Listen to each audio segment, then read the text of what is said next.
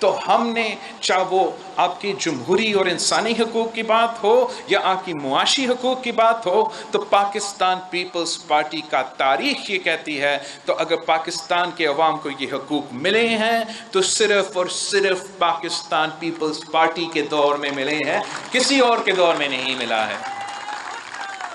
شہید ذوالفقار علی بھٹو، قائد عوام شہید ذوالفقار علی بھٹو نے ہر پاکستانی کو، جیسے میں نے کہا، ووٹ کا حق تو دلوایا، مگر جو روزگار کا وعدہ تھا، جو معاشی ترقی کا وعدہ تھا، اس پہ بھی پوری طرح اتر پایا۔ پاکستان کی معیشت بیٹھ چکا تھا، ہمارا مورال بھی بیٹھ چکا تھا، معیشت بھی بیٹھ چکا تھا، اور قائد عوام نے پاکستان کی ہر شہری کے لیے اگر یا روزگار کی پاکستان کے اندر بندوبست کرنے کی کوشش کی، تو وہ لینڈ ریفارمز کے تھرو، وہ لیبر ریفارمز کے تھرو، وہ بڑے بڑے انڈسٹریل کمپلیکس کرنے کے تھرو، وہ اسٹیل مل کھڑا کرنے سے جو آج کل پی ٹی آئی کوشش کر رہا ہے کہ وہ آپ کا اثاثہ بند پڑے رہے، اس قسم کے ادارے کھڑے کر کے پاکستان کے نوجوانوں کو روزگار دلوایا، حکومت کی طرف سے بھی روزگار دلوایا، اکنامک ریفارمز کے تھرو بھی روزگار دلوایا، ہر پاکستانی کو مفت پاسپورٹ دلوا کے باہر بھی روزگار کا بندوبست کیا تھا۔ نہ صرف ہر پاکستانی کو مفت پاسپورٹ کا جو بندوبست تھا اس کا یہ فائدہ تھا، مگر باہر جا کے اپنی ڈپلومیسی کے تھرو، اپنا فارن پالیسی کے تھرو، چاہے وہ عرب ممالک ہو یا یورپ کے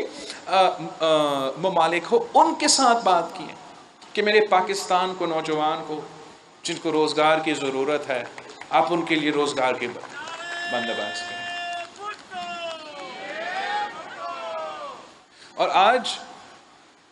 ہمارا بدقسمتی ہے کہ پاکستان جیسا ملک جس کے پاس اتنا پوٹینشل ہے،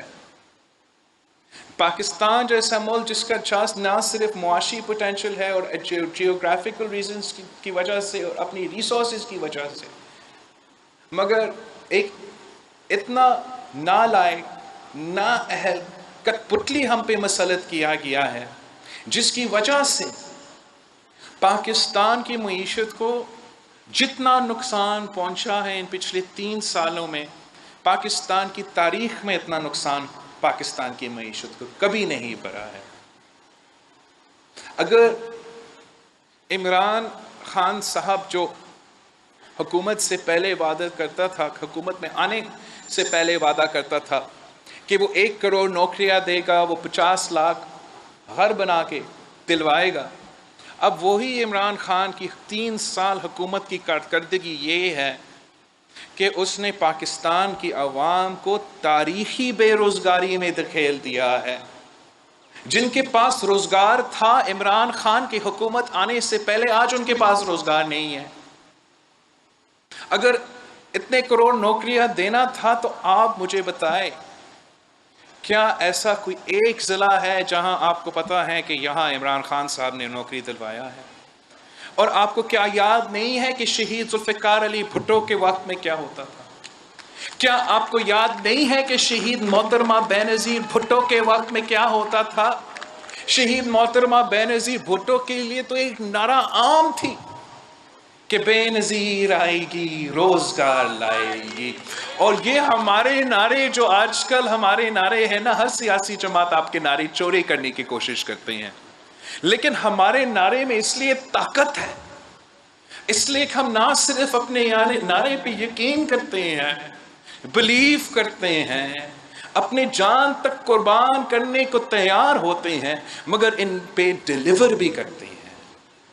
یہ اس لیے شہید بی بی کے لیے نعرہ لگتی تھی کہ شہید محترمہ بے نظیر بھٹو کے لیے کوئی یہ نہیں کہہ سکتا تھا کہ جب پاکستان پیپلز پارٹی کی حکومت آتی ہے تو ہم کسی کو روزگار سے نکالتے تو نہیں ہیں۔ اور جو بھی سیاسی جماعت ہو یا آج کل کے سلیکٹڈ حکومت ہو کہ ماضی کے دوسرے حکومت ہو، جب بھی وہ حکومت میں آئے ہیں وہ پاکستان کے عوام کو بے روزگاری بھگتنا پڑا ہے، اور آج ہم نہ صرف بے روزگاری بھگت رہے ہیں، تاریخی بے روزگاری بھگت رہے ہیں، تاریخی مہنگائی بھی بھگت رہے ہیں۔ اس قسم کا مہنگائی کسی نے کبھی نہیں دیکھا، آپ کے بزرگوں نے بھی نہیں دیکھا۔ جب ہم جنگ لڑ رہے تھے تو اس وقت ہمارا معاشی صورتحال یہ نہیں تھا۔ جب آدھا پاکستان ہم سے کاٹا گیا تھا تب بھی ہمارا معاشی صورتحال ایسا نہیں تھا۔ اب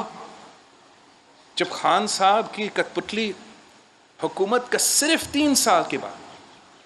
صرف 3 سال کے اندر ہی اندر پاکستان کی معاشی گروتھ ریٹ پاکستان کی تاریخ میں پہلی بار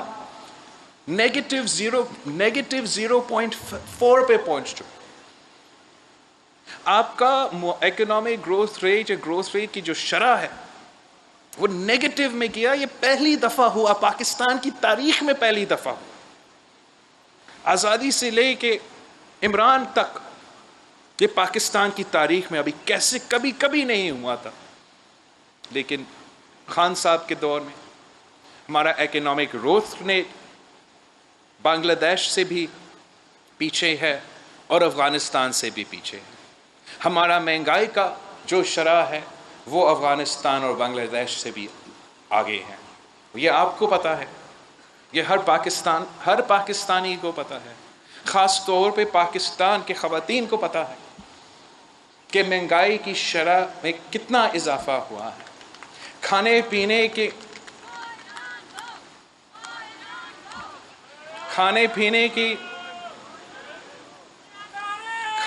کی اشیاء ہو، دوائیوں کی قیمت، گیس کی بل ہو، بجلی کی بل ہو، دوائیوں کی بل ہو، اس گلوبل وبا کے دوران وہ جتنا مہنگائی عمران خان کی دور میں ہوا ہے وہ پاکستان کی آزادی سے لے کے عمران خان تک اتنا مہنگائی نہیں۔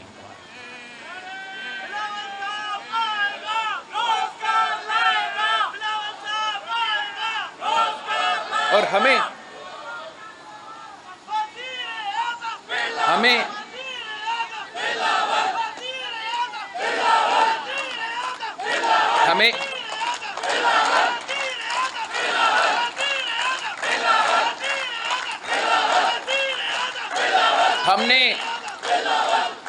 ہم نے آئینی طور پہ قانونی طور پہ سارے صوبوں کو ان کا حق دلوائے تھے، ان کا اپنے وسائل کا مالک بنائے تھے، ان کا اپنا جو NFC شیئر کے مطابق، انصاف کے مطابق جتنا شیئر ملنا چاہیے تھے ان کا کاغذ کے تحت، آئین کے تحت، حقوق کے تحت تو دلوائے تھے۔ وہ ہمارا کام تھا، ہمارا فرض تھا۔ شہید محترمہ بینظیر بھٹو کی 30 سال کی جدوجہد تھی، شہید ذوالفقار علی بھٹو کا 1973 کانسٹیٹیوشن کا 10 سال بعد کا وعدہ تھا، وہ فرض آپ نے پورا کر دیا۔ لیکن پھر آپ کے بعد کسی نے نہ NFC ایوارڈ پہ صوبے کو ان کا حق پہنچائے، نہ 18th امینڈمنٹ کے مطابق صوبے کو ان کو حقوق دلوائے، اور پھر وہ صوبوں سے پوچھتے ہیں کہ آپ میں پسماندگی اتنا کیوں ہے، آپ کے ہاں غربت اتنا کیوں ہے، آپ کے ہاں ڈیولپمنٹ اتنا کیوں ہے؟ وہ اس لیے کہ وہ صوبے کو ان کو حق نہیں دلوا سکتے ہیں، وہ ان کا شہر نہیں دلواتے ہیں، پھر ان کو تانا دیتے ہیں کہ آپ اتنا غریب کیوں ہو۔ ہمیں خود کھڑا ہو کے خود جدوجہد کرنا پڑے، جیسے شہید ذوالفقار علی بھٹو نے جمہوریت کا حق چھینا،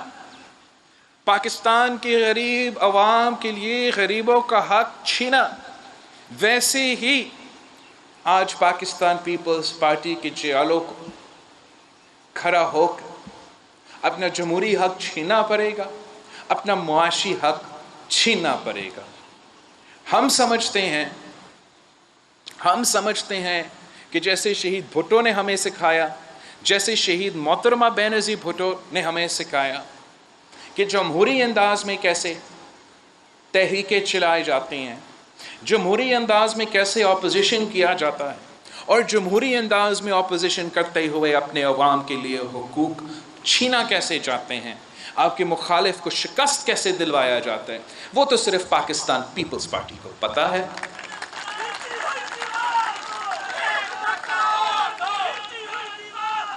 पाकिस्तान की तारीख